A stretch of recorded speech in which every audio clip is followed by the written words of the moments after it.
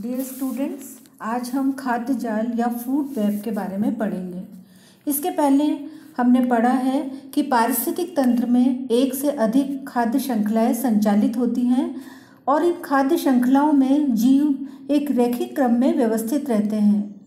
जीवों की ये रैखिक व्यवस्था या लीनियर सीक्वेंस इकोसिस्टम में उपस्थित सभी जीवों के पारस्परिक संबंधों का वास्तविक व पूर्ण चित्र प्रस्तुत नहीं करती। वास्तव में खाद्य श्रृंखला के विभिन्न पोषण स्तरों पर उपस्थित जीवों में एक जटिल संबंध पाया जाता है।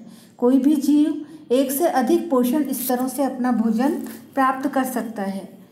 चित्र में जैसा कि आपको दिखाया गया है, एक ग्रासलैंड इकोसिस्टम है जिसमें खाद्य जाल का रेखा चित्र प्रस्तुत किया गया है। इस ग्रासलैंड इकोसिस्टम में यदि हम देखें तो अधिक से अधिक 5 रैखिक खाद्य श्रृंखलाएं देखी जा सकती हैं। फर्स्ट, घास, टिड्डा और फिर बाज। सेकंड, ग्रास, टिड्डा, छिपकली और फिर बाज।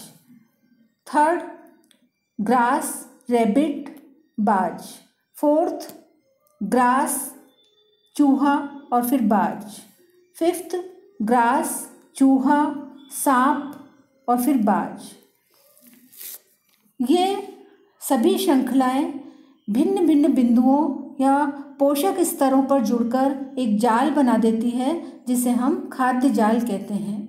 या किसी भी पारिस्थितिक तंत्र में एक से अधिक खाद्य श्रृंखलाएं आपस में किसी न किसी पोष स्तर या ट्रॉफिक लेवल से जुड़कर एक जटिल जाल सा बना देती है जिसे हम खाद्य जाल कहते हैं। अब हम पढ़ेंगे खाद्य जाल की विशेषताओं के बारे में। फर्स्ट है, खाद्य जाल जीवों के समुदाय में बहुदिशीय संबंध को प्रकट करता है। इसका अर्थ ये है कि जैसे हम इस ग्रासलैंड इकोसिस्टम में खाद्य जाल को देखते हैं तब हमें पता चलता है कि बाज अपने भोजन के रूप में टिड्डे को ग्रहण कर सकता है, छिपकली को ग्रहण कर सकता है, या खरगोश को या चूहे को या सांप को भी अपने भोजन के रूप में ग्रहण कर सकता है। अर्थात इसमें जो बाज है उसका संबंध इन 5 तरह के प्राणियों से हो सकता है। इस तरह से खाद्य जाल जीवों के समुदाय में बहुदिशीय संबंध को प्रकट करता है। सेकंड है, खाद्य जाल में ऊर्जा का प्रवाह एक दिशा में होते हुए भी कई पथों से होकर गुजरता है। जैसा कि हम चित्र में देख रहे हैं कि ऊर्जा का प्रवाह घास से ग्रास होपर से फिर बाज में ऊर्जा प्रवाहित होती है, या फिर ग्रास से ग्रास होपर से लिजर्ड में और लिजर्ड से फिर बाज में ऊर्जा का प्रवाह होता है। तो हम देखते हैं कि ऊर्जा का प्रवाह होता तो एक दिशीय ही है, अर्थात प्रोड्यूसर से कंज्यूमर्स की तरफ होता है, लेकिन हम देखते हैं कि एक दिशा में होते हुए भी यह अलग अलग पथों से होकर के गुजरता है। किसी इकोसिस्टम में खाद्य जाल जितना अधिक जटिल होगा उतना ही वह तंत्र के लिए अधिक स्थायी होगा, क्योंकि जटिल खाद्य जाल में किसी भी उपभोक्ता के लिए अधिक तरह के जीव उपयोग के लिए उपलब्ध होंगे। अर्थात खाद्य जाल जितना जटिल होगा, इसका अर्थ यह है कि किसी इकोसिस्टम के अंदर यदि प्लांट्स की स्पीशीज़ अगर बहुत ज़्यादा है और जंतुओं की स्पीशीज़ भी अगर बहुत ज़्यादा है तो वो खाद्य जाल या वो इकोसिस्टम उतना ही ज़्यादा जटिल होगा। जब वो जटिल होगा तो किसी भी उपभोक्ता के लिए अधिक तरह के जीव उपयोग के लिए उपलब्ध होंगे, तो वह ज़्यादा स्थायी हो जाएगा। फोर्थ है, इकोसिस्टम की स्टेबिलिटी एवं संतुलन या बैलेंस बनाए रखने में खाद्य जाल की महत्वपूर्ण भूमिका होती है। इसको हम एक उदाहरण से समझ सकते हैं कि जैसे उपरोक्त इकोसिस्टम में अचानक प्रथम श्रेणी के उपभोक्ता जैसे कि खरगोश की संख्या में कमी हो जाए तो किसी अन्य प्रकार के प्रथम स्तर के उपभोक्ता जैसे चूहों की संख्या में वृद्धि हो जाती है। चूहे द्वितीयक उपभोक्ता को अधिक प्रिय हो सकते हैं, तो इनकी संख्या शीघ्र ही कम प्रारंभ होना शुरू हो जाती है। इस दौरान खरगोश प्रजनन करके अपनी संख्या में पुनः वृद्धि कर लेते हैं। इस प्रकार वह इकोसिस्टम अधिक स्थायी होगा जिसमें ऊर्जा प्रवाह के वैकल्पिक परिपथ अधिक होंगे।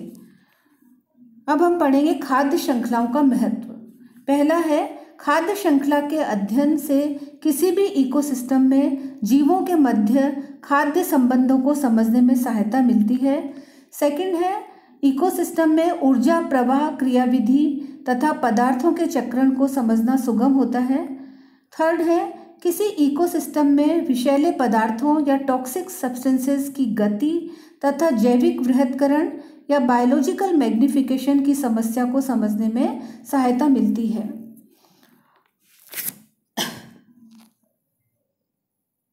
अब हम जैविक बृहत्करण या जैव आवर्धन के बारे में पढ़ते हैं। विषैले कीटनाशी जैसे डीडीटी, जो कि नॉन बायोडिग्रेडेबल या अजैव निम्नीकरणीय होते हैं, में उत्तरोत्तर पोषक स्तरों में अपनी सांद्रता को बढ़ाते रहते हैं। जैसे उदाहरण के लिए डीडीटी झील में प्रवेश करती है, फिर इस झील के पादपों द्वारा ग्रहण कर ली जाती है, फिर यह प्राणी प्लवक जो पौधों को खाते हैं में पहुंच जाती है, फिर मिनोज में पहुंच जाती है जो प्राणी प्लवक को खाते हैं, फिर मछली में पहुंच जाती है जो मिनोज को खाता है, और अंततः पक्षियों के शरीर में जो मछली को खाते हैं या मनुष्य के शरीर में जो मछली को खाते हैं द्वारा ग्रहण कर ली जाती है। अर्थात डीडीटी झील के जल में घुल जाती है और फिर प्राणी प्लवक इस जल को ग्रहण करके डीडीटी इन प्राणी प्लवक में के शरीर में आ जाती है। फिर मिनोज इन प्राणी प्लवकों को खाते हैं तो उनके शरीर में आ जाती है, फिर मछली इन मिनोज को खाती है तो उनके शरीर में डीडीटी आ जाती है, और फिर पक्षी या मनुष्य इन मछलियों को अपने भोजन के रूप में ग्रहण करते हैं तो ये पक्षी या मनुष्य अपने शरीरों में इस डीडीटी को ग्रहण कर लेते हैं।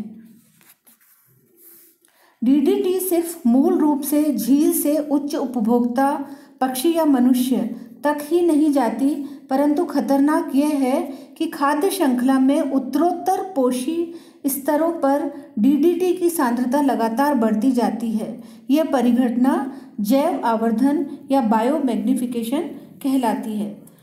विषैले पदार्थों का पोषण स्तर के जीवों में क्रमशः अधिकाधिक होना जैविक बृहत्करण या जैव आवर्धन कहलाता है।